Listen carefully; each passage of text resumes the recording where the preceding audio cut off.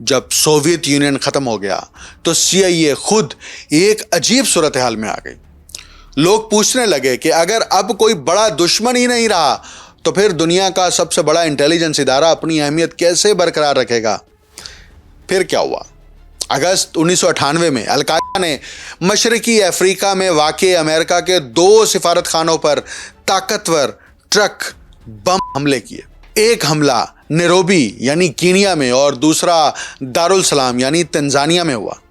اس حملے میں 224 کینیا کے شہری، 12 امریکی جن میں امریکی سفارت خانے میں تعینات CIA کے 2 افسر بھی شامل تھے ہلاک ہو گئے. اس واقعے نے ایک نئی حقیقت آشکار کی. ایک نسبتاً غیر معروف دہشت گرد تنظیم ہزاروں میل دور ایک ہی وقت میں 2 بڑے حملے کرنے کی صلاحیت رکھتی تھی.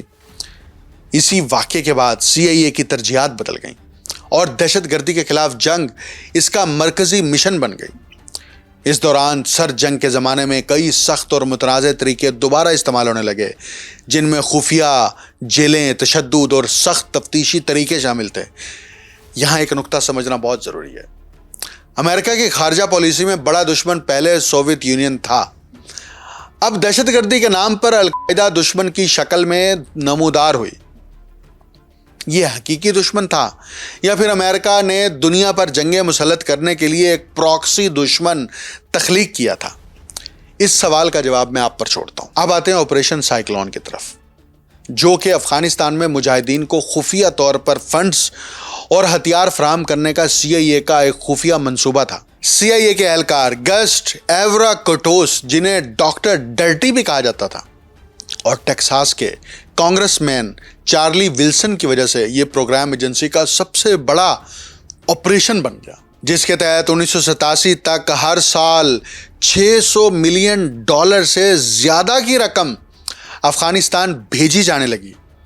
ہزاروں سوویت فوجیوں کی ہلاکت اور اربوں ڈالر کے اخراجات کے باعث وسائل کی اس شدید کمی نے انہیں 15 فروری 1989 کو باضابطہ طور پر افغانستان سے پیچھے ہٹنے پر مجبور کر.